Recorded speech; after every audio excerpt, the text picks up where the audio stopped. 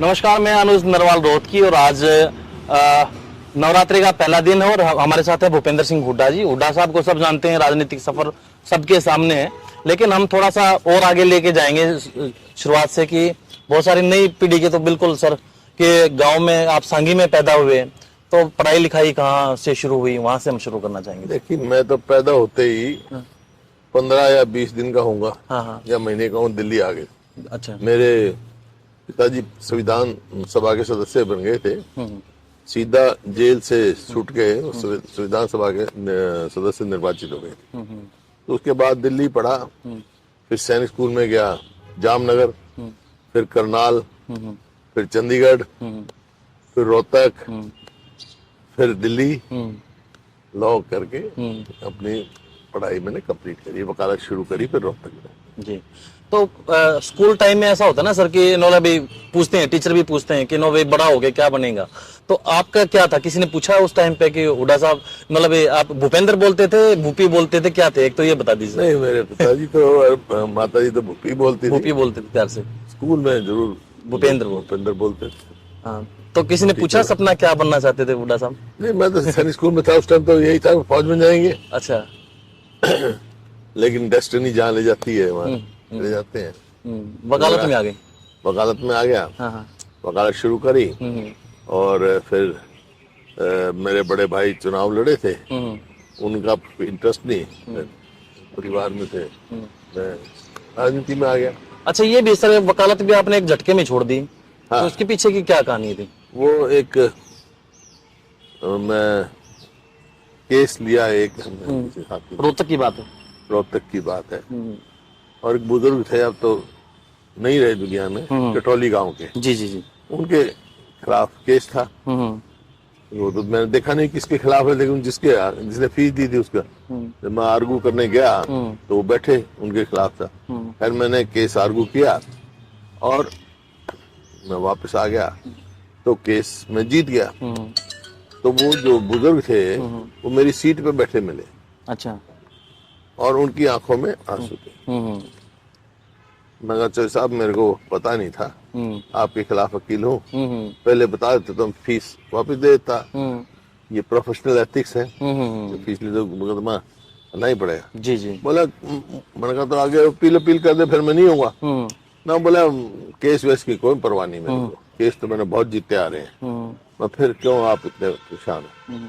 बोला, मेरे दादाजी के सपोर्टर थे कभी। अच्छा। बोले, तेरे दादा के साथ मैं रहा, तेरे बाप के साथ मैं रहा, तेरे साथ रहा, तुम ही मेरे से खिलाफ वकील हो गए, तो मैं कहाँ जाऊं?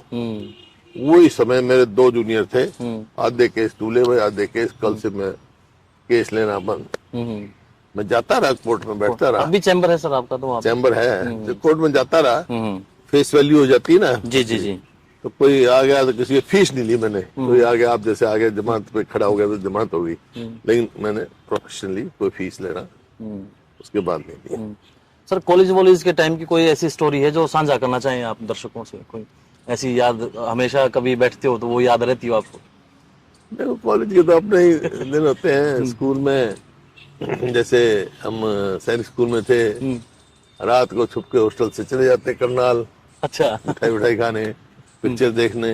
पिक्चर भी देखते थे उस टाइम पे? हाँ, उस पहली पिक्चर कौन सी देखी थी सर आपने? अब पहले देखी थी मेरे ख्याल में जागृति नाम की फिल्म थी एक, जब छोटा सा मैं याद था, जागृति नाम। अच्छा, तो एक्टर कौन से पसंद थे आपको?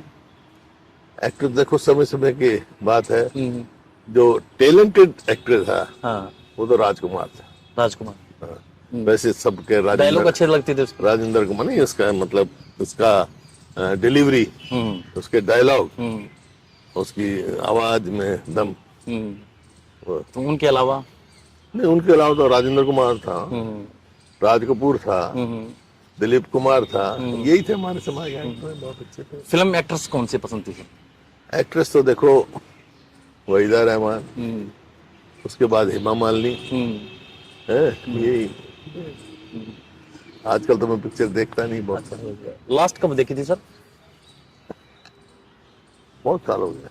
आंटी के साथ गए आप कभी पिक्चर देखने? पहले थोड़ा शुरू में तो गए, हाँ।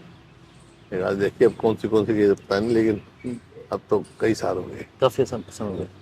तो हुड्डा साहब, एक तो खाने पीने पे लंच में क्या लेते हैं, ब्रेकफास्ट में क्या पसंद है आपको? मतलब रूटीन है ये रहता है या फिर कोई ये चॉइस है भाई ये तो होना ही चाहिए हमारे? नहीं, रूटीन में तो मैं 2 समय खाना खाता हूँ। अच्छा, मैं ब्रेकफास्ट लंच ये नहीं करता, मैं ब्रंच इकट्ठा कर लेता ब्रांच करते हैं। हूँ। 11 साढ़े 11 बजे करीब खाना रहते हैं। उसमें ज्यादा मैं तो वेजिटेरियन हूँ, दाल रोटी कोई सब्जी। आमतौर पर मैं पसंद करता हूँ, जैसे सीजनल हुआ है ना, बाजरे की जब सीजन आता है सर्दी में। तो बाजरे की खिचड़ी, बाजरे की रोटी या ज्वार की, ये चीजें हैं। और हरी सब्जी कोई भी, और दाल जो है पीली दाल। पीली दाल। तो गोलगप्पे भी पसंद है वैसे आपको? हाँ, गोलगप्पे खाते हैं। कहते हैं ना हुड्डा साहब बने गोलगप्पे पसंद है वैसे। हाँ, गोलगप्पे काफी खाते हैं। तो रोहतक में कहाँ खाते हो सर? पहले तो हमारे वहाँ जो इस पे रेलवे रोड के पास गुरु का? बुरु जयंती था एक। अच्छा, अच्छा, अच्छा। बुरु के तो अच्छे अमीर वो है, हाँ हाँ वो जयंती था। हाँ हाँ। उसने जब मैं पढ़ता था कॉलेज में, हमारे कॉलेज की कैंटीन का ठेका ले रखा था। अच्छा। तो उससे मेरी दोस्ती हो गई। क्यों कल मैं चाहे वो लॉ हो कॉलेज हो, चाहे वहाँ रोहतक में गवर्नमेंट कॉलेज था, तो हम तो मतलब कैंटीन में चाय पीने वाले थे या कॉफी शॉप में बैठे रहते थे। हम सब जितने सारी पार्टियों, दिल्ली यूनिवर्सिटी के अरुण जेटली है जो है, सब हम साथ में थे यहाँ। तो कॉफी हाउस में बैठते थे। तो ये था। तो सर एक कोई जैसे बाहर जाते हैं घर से अलावा, तो आप खाना कोई बाहर तो अलग अलग चीजें आ जाती है ना, तो उसमें चूजी हैं आप या फिर वो पीना ही पड़ता है, फिर आपको खाना पीना पड़ता है? नहीं, मतलब जैसे साउथ इंडियन में खा लेता हूँ। अच्छा अच्छा अच्छा। डोसा है, बड़ा है, इडली है, ये मैं खा लेता हूँ। Okay sir.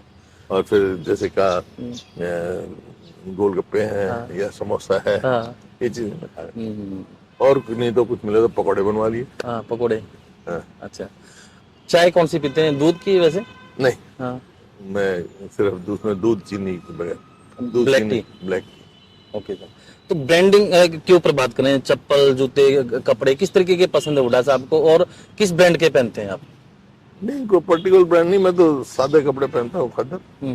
आमतौर पे कुर्ता पजामा या वही ज्यादा पहनता हूँ, या बास्केट जो उस पर लगा लिया। और सर्दियों में सूट साट पहन लेते हैं। तो सर खेल से बड़ा आपका इन्वॉल्वमेंट रहा, अब तो नहीं खेलते खैर, तो उसकी भी मैं वजह जानूंगा। और लेकिन टेनिस के साथ क्रिकेट भी आपने बताया कि इंटरव्यू में मैंने सुना, तो टेनिस से बहुत लगाव रहा आपका। बाहर भी खेलने गए कभी? कोई मैच आपको याद है, कोई इस तरीके का बड़ा मजेदार सा किस्सा उसके साथ? नहीं, मैं अभी अपना टेलीफोन मंगाता हूँ, आपको दिखाऊंगा। अच्छा। मैं जो है दुनिया का सबसे मशहूर प्लेयर जो रहा है टेनिस का, बोरिस बेकर, उसके साथ खेला अच्छा, दिल्ली में। Okay sir.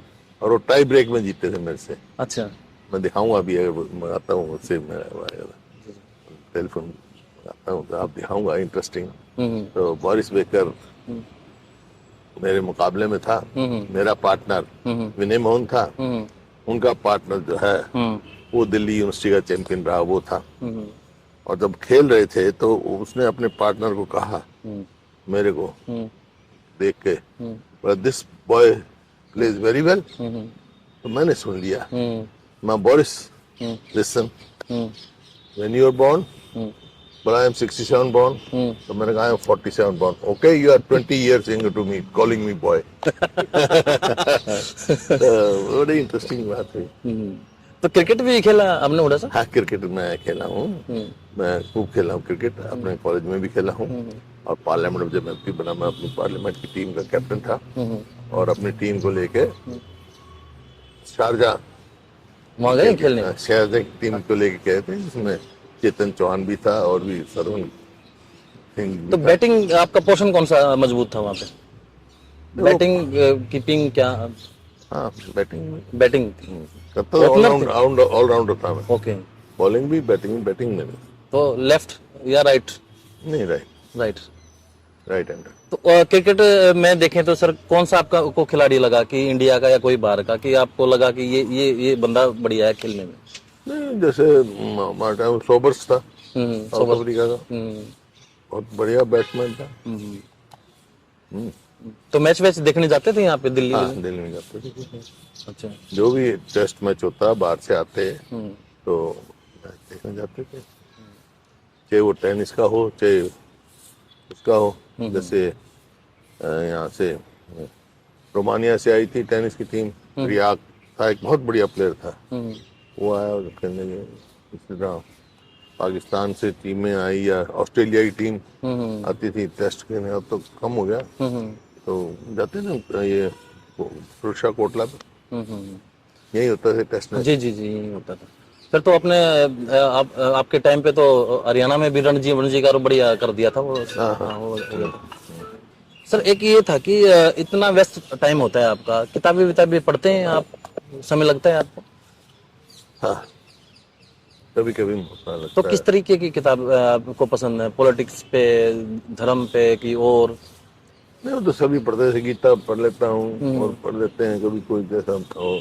फिर जो राइट्स अप आते हैं अखबारों में विभिन्न उनके, वो पढ़ लेते हैं। जो आपका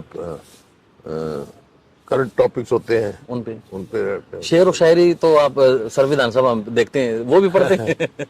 तो कम ही करते हैं, लेकिन हाँ। और मौके के मुताबिक से तो मौके पे तो चौका मार देते हैं आप। मौके के मुताबिक कोई आ जाए तो आ जाए। हम्म। इसके अलावा सर आपका रूटीन क्या रहता है कि मैं रूटीन तो जब पॉलिटिक्स के अलावा जब खाली होते हैं हुड्डा साहब, तो जब भी फुर्सत मिलती है आप कहीं भी हो तो करते क्या है? नहीं देखिए, अब दोस्तों में बैठ गए, जैसे यहाँ दिल्ली ये में तो था। बताया हमारे आंटी जी ने ही कहा कि ना दोस्तों को से समय जोड़ देते हैं शाम को। हाँ शाम को भी देता है, जैसे दिन में हाँ। यहाँ जैसे मैं रहा हूँ पार्लियामेंट में, सेंट्रल हॉल में चले जाते थे, तो अलग अलग पार्टियों के पुराने दोस्त मिल जाते हैं। यही है मेरी, और कोई वो नहीं है। और तो कोई पिक्चर विक्चर का रहा नहीं, गेम मैंने छोड़ दिया कई साल कोरोना होने के बाद, तो बहुत अच्छा हो रहा। लेकिन कई लाइफ के बाद जो है हर किस्म का जीवन देखा मैंने, गांव का भी शहर का भी। गांव में कितना रहे हुड्डा साहब आप? नहीं गांव में मैं रहा तो नहीं ज्यादा, लेकिन जैसे पैदा होती मैंने कहा आगे थे, हाँ हाँ। तो जैसे मेरे माता जी वगैरह गांव में शादी में ब्याह में और में आना जाना तो वो मेरे से पूछा जब मैं 70 साल का हुआ, जैसे आप है ना पत्रकार, एक पत्रकार ने मेरे से पूछा, बोला जी राजनीति का और आपकी पॉलिटिकल उसका फैमिली का बैकग्राउंड का सब हमारे को पता है, आप 70 साल के हो गए, आपने समाज में सोशल चेंजेस क्या देखे, सामाजिक बदलाव क्या क्या देखे? देखा? हाँ। मैं भाई 3 देखे मैंने। बोला क्या? बोला मैं जब छोटा जाता गांव में, तो गांव में औरतें जो होती वहां मैं देखता था सास बहू से डरती थी। सास बहू से? नहीं बहू सास सास से से डरती डरती थी। थी। हाँ। बहू सास से डरती, जैसे बैठी है ना तो कहते सास आ गई सास आ गई, हाँ। तो मतलब सास का रौब था। रोप था। अब 70 साल में मैंने देखा बहू से सास डरती है। बोला और दूसरा मैंने कहा भाई मैं सैनिक स्कूल में था और मेरा टीचर बेंच पे मेरे को खड़ा कर देता था, कान पकड़ करता था और यहाँ डंडे मारता था, कोई भी हो। हालांकि मेरे पिताजी शरारती थे सर आप? हैं? शरारत करते थे? जो भी था, जो मेरे पिताजी हालांकि मिनिस्टर थे, लेकिन एक था हमारा कोई टीचर आता, हम देखते भाई मास्टर जी आ गए, टीचर आ गए, हमारे सर आ गए, सर आ गए। यूं। मतलब मेरा कहने का मतलब था कि टीचर से स्टूडेंट डरता। स्टूडेंट डरता था। अब टीचर डरते हैं। छोटा सा भी बच्चा हो, 5वीं 7वीं में हो, वो शायद कर दे, अगर टीचर एक थप्पड़ यूं मार देगा ना, तो माँ बाप तो गेट पे खड़े मिलेंगे, कोर्ट में केस कर दें चाइल्ड अब्यूज का, तो वो डरते हैं। तो ये चेंज क्यों आया सर? सोशल चेंज है। तीसरा मैंने कहा मैंने वकालत शुरू कर दी थी। मेरे स्वर्गीय पिताजी उस टाइम राज्यसभा में थे, डिप्टी लीडर थे, लेकिन शनिचर इतवार को रोहतक आ जाते थे। मैंने रोहतक प्रैक्टिस शुरू कर दी थी, अच्छी जबरदस्त प्रैक्टिस थी मेरी। आते थे, लेकिन कॉलेज यहाँ फैकल्टी में पढ़े, पिक्चर देखने की आदत थी 9 से 12, तो 9 से 12 पिक्चर देख के आते हैं सुबह ही? शाम को। अच्छा, रात शाम। को देखा करते हम तो भाई, दिन में तो प्रैक्टिस करा यार, अच्छा अच्छा। कभी मौका लगा है स्टूडेंट में भी 9 से 12 देखते हैं। तो जब रात को आते और पिताजी अंदर सो रहे होते तो एडी उठा के घुसते थे हम।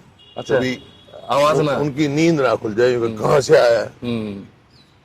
मेरे कहने का मतलब है, बाप से बेटा डरता था, अब बेटे से बाप डरता है, कुछ कह दिया पता नहीं क्या करते हैं। ये है सामाजिक चेंज जो मैंने ऑब्जर्व किया अपने। जी जी। 70 साल के, अब तो मैं 76 साल का होने वाला हूँ। हाँ जी हाँ जी। उस टाइम 70 साल का हुआ।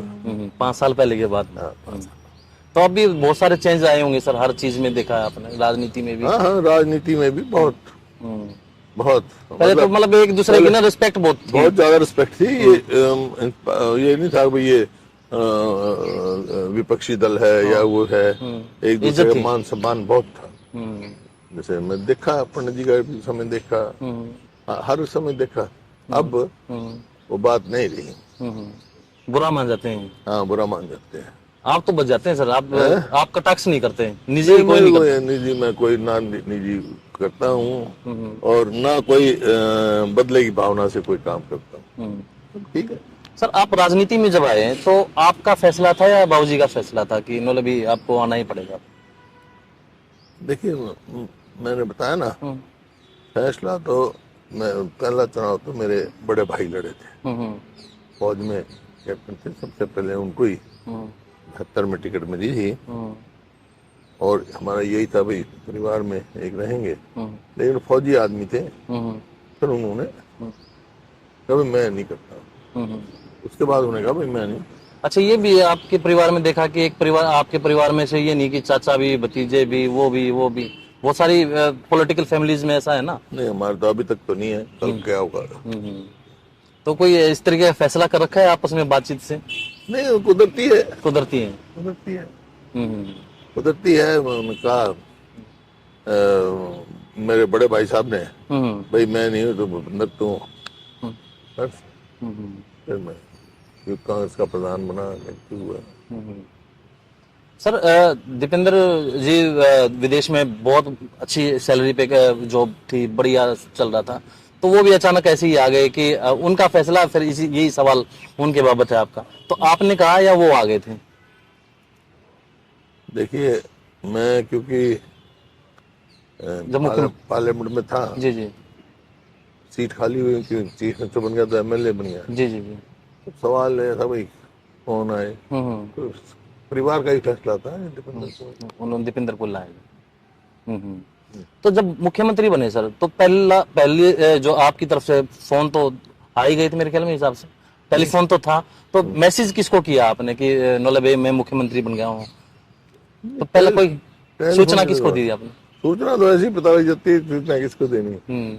तो आपने नहीं, आपकी तरफ से नहीं ये भी परिवार को बताया जाए? नहीं, तो दिल्ली में फैसला हुआ था। हाँ, दिल्ली में हुआ था, मैं यहीं से गया था, यहाँ पदमार्ग पे मकान था मेरा, यहीं से गया था। जब पहले मुख्यमंत्री बनने की बात थी तो आपके फादर साहब का चर्चा में था, नाम, सारी चीजें थी। मैं नहीं, आपके फादर साहब पहले, हाँ हाँ, जब पहले मुख्यमंत्री बनने थे हरियाणा के, तब थे। हाँ हाँ, पंडित बघू दयाल बने। हाँ जी, बने। तो लेकिन उनको तो बड़ा अच्छा लगा होगा जब पहली बार मिले, तो क्या कुछ संवाद हुआ बाबूजी से आपका? नहीं, होती है जब हर पिता की खुशी होती है बेटे। ये नहीं कहा कि नो भाई, नो मैं सीएम का पिता हूँ मैं अब तो? नहीं, वो तो वो कह रहे थे, हाँ, सोनीपत से एमएलए मिलने गए थे, मैं एमपी थे, और ये इनेलो पार्टी से मेरे घर में सांगवान साहब शायद वो नहीं रहे। हाँ जी, या बीजेपी से थे उस टाइम? बीजेपी से थे सर। बीजेपी से थे। हाँ जी। तो मिलने आए थे मेरे पिताजी को रोहतक, तो वैसे बात कर रहे थे, तो पिछली हिस्ट्री चला दी उन्होंने। तो वो क्या क्या हालात हुए, चौधरी बंसीलाल को जो है सबसे पहले जो चीफ मिनिस्टर बने वो गुलजार लाल नंदा जी ने, उनके ऊपर छोड़ा गया था, उन्होंने फैसला किया।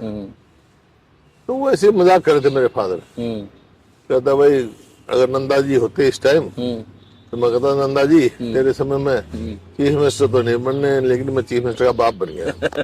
तो मजाक की बात। हाँ, मजाक की बात थी सर। एक है ना आपके पोस्टर्स में ये लगा, कई आपके जो समर्थक है ना ये पोस्टर लगाते हैं गंगा पुत्र लिखते हैं आपको, तो वो क्या वजह है, क्यों कहते हैं आपको? देखिए मेरे चाचा जी की डेथ हुई वहाँ उत्तराखंड में, हमारा जमीन है।